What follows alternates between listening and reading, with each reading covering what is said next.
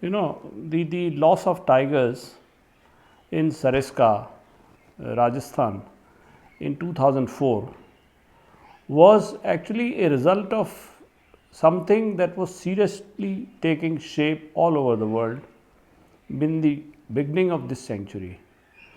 A market for tiger parts, like its bones and several other body parts, was growing in several countries of Southeast Asia and South Asia. Now, this demand pushed up the poaching of tigers in the wild in India.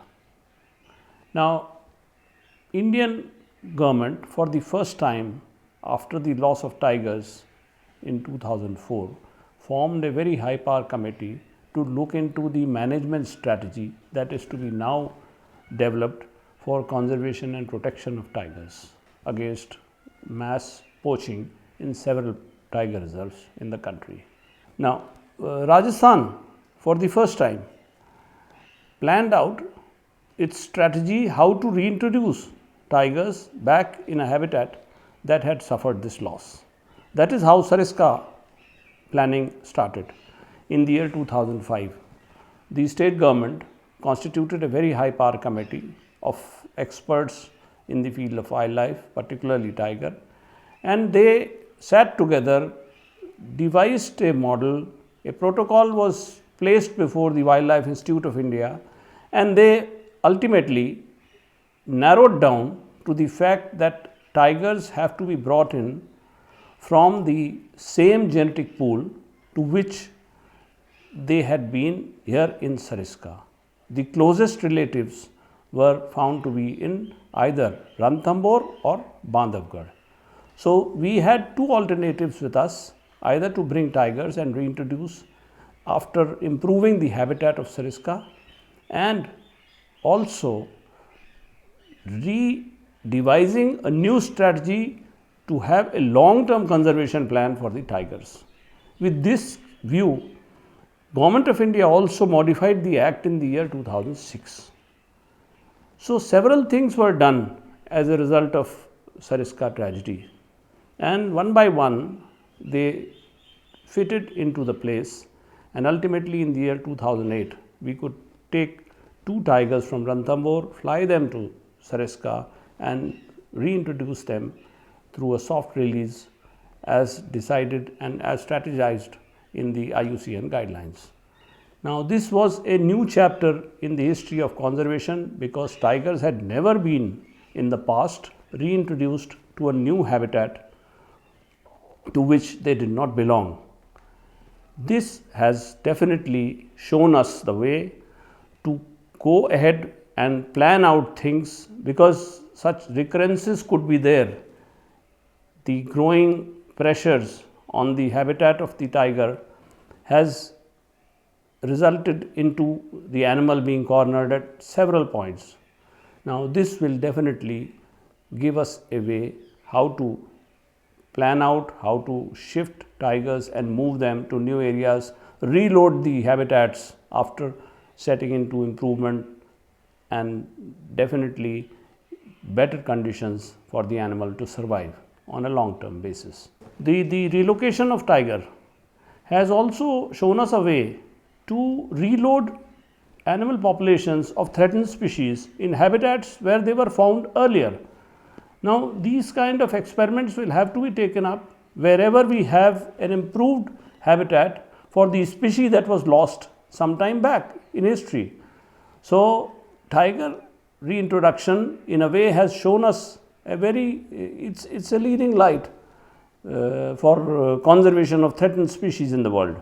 In the year 2005, our plan of shifting two tigers from Ranthambore was executed in a very well coordinated manner with several agencies participating together, like the scientists were there, the field biologists were there, the field officials, the foresters, the Indian Air Force, Defense Ministry, several agencies worked together, and they all planned out with great enthusiasm and precision to deliver this, and we successfully did that on 28th of June in the year 2008. Now, this tiger that was introduced since then has settled down well till date, because in the past history, cats that were reintroduced in Africa have shown us that they have moved out and gone back to areas which is called homing instinct of the cats, but so far we have not witnessed it in case of Sariska tigers, and I personally feel that we have succeeded to a great extent in re-establishing the animal to which it belonged once. The reintroduction program was started with the help of the protocol for reintroduction being developed by Wildlife Institute of India and the Forest Department of Rajasthan. It was steered through the governmental machinery with the assistance of a steering committee, very high power committee constituted with experts in the field of tiger conservation was taken up, and this committee definitely steered it clear of all what you call teething troubles and hiccups that it was likely to face. The male tiger was the first one that was to be introduced. We did it on 28th of June 2008. Then it was followed on 4th of July by a tigress that was brought in a similar manner from Ranthambore, and both the tigers were released in the wild on 6th and 8th of July, and I think they are really doing well as a pair in Sariska. They were later joined by another tigress in 2009, 25th February, and we have been successful in this first phase of the tiger reintroduction, and hope to have many such successes in tigers' long survival on the planet. Now, Sariska has a very good habitat for tigers. When all the tigers were poached in the year 2004, the space was occupied by a growing population of leopards. Almost 55 to 60 leopards established their territories inside Sariska. Now, it was really little, we also thought of it as a difficult thing. The leopards occupied the territory. As a result, the habitat in our view was in the need for a reintroduction program at the earliest, because leopards and tigers do not establish overlapping territories. They have difficulties when tigers are introduced in a place. The leopards generally are found to move on the peripheral areas of the park. The reintroduction of tigers was never done before in the world. It was shifting of tigers that was carried out in some parts in Siberia, in some parts in this country also. There have been incidents in the past, but scientifically, if you move a tiger as per the IUCN guidelines in a scientific manner and reintroduce it to a habitat, that had never happened. In case of lions in Africa, it was taken up. In several cases of lesser cats, it has been done in countries like US, Germany and other European countries. But in India, we took lead by designing this protocol of reintroduction of tiger for the first time, and did it in consultation with the experts of wildlife and the institute that we have in Dehradun, that is the Wildlife Institute, which is a premier organization in the field of wildlife. Inviolate and undisturbed habitat.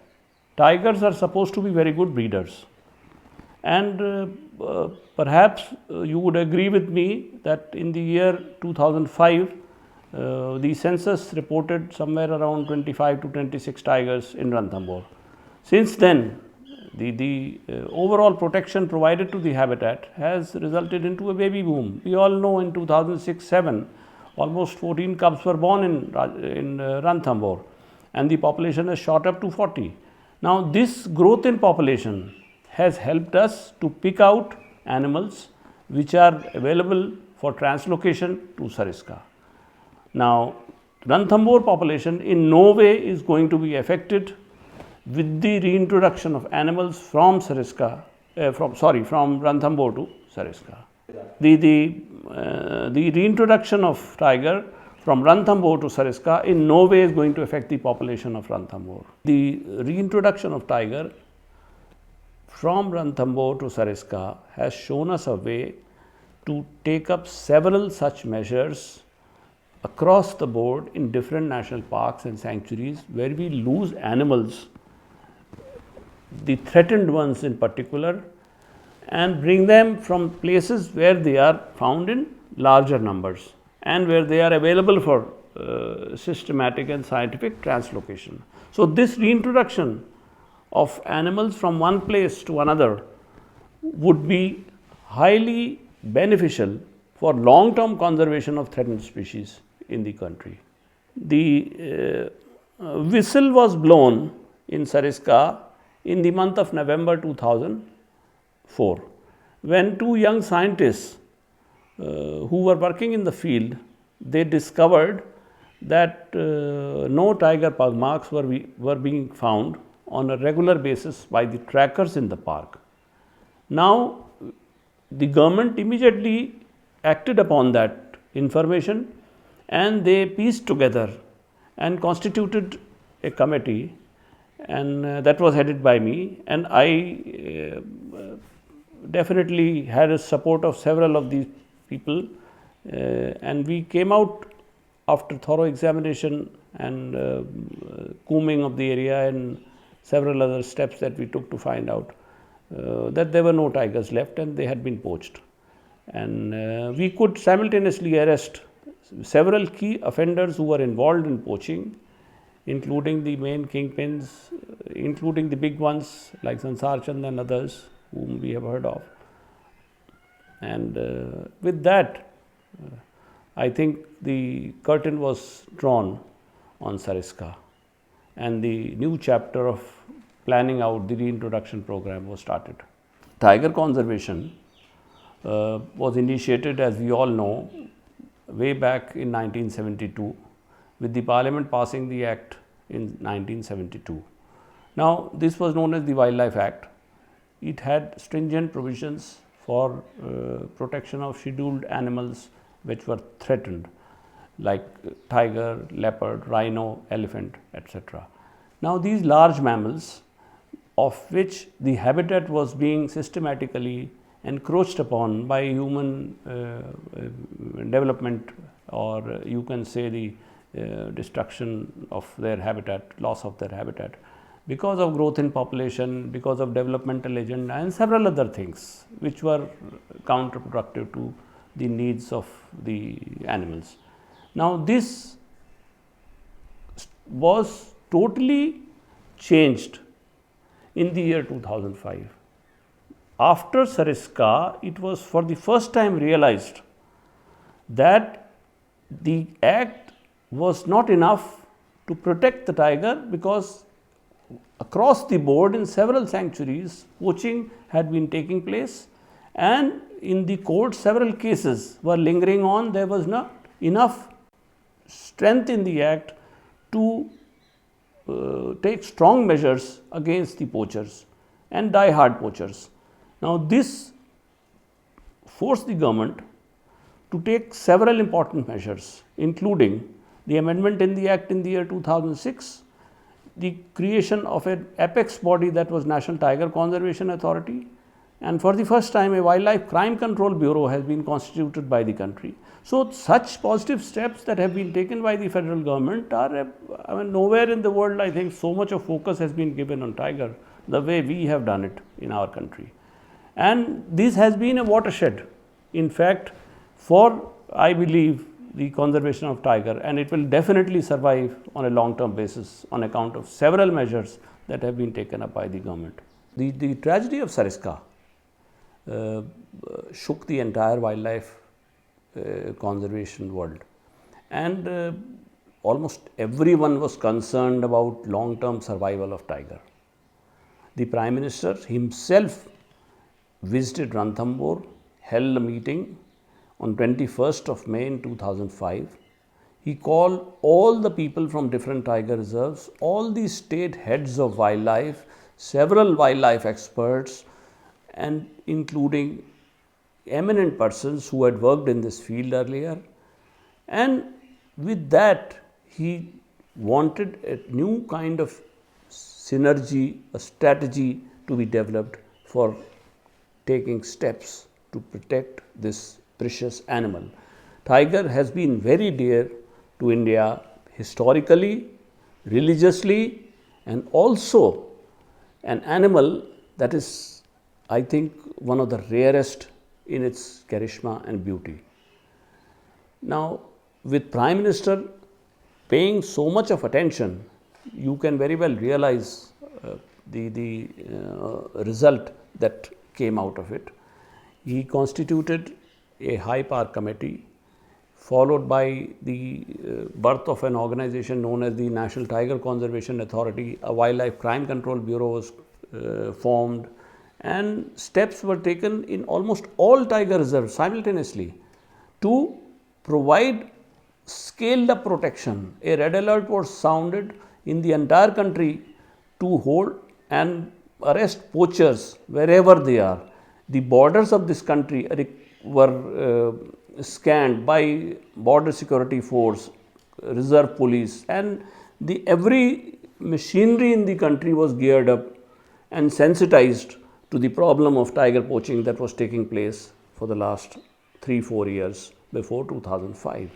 And that was primarily as a result of increased demand of tiger body parts flowing out of this country from by nefarious activities carried out by several poachers and all what you call different kind of elements.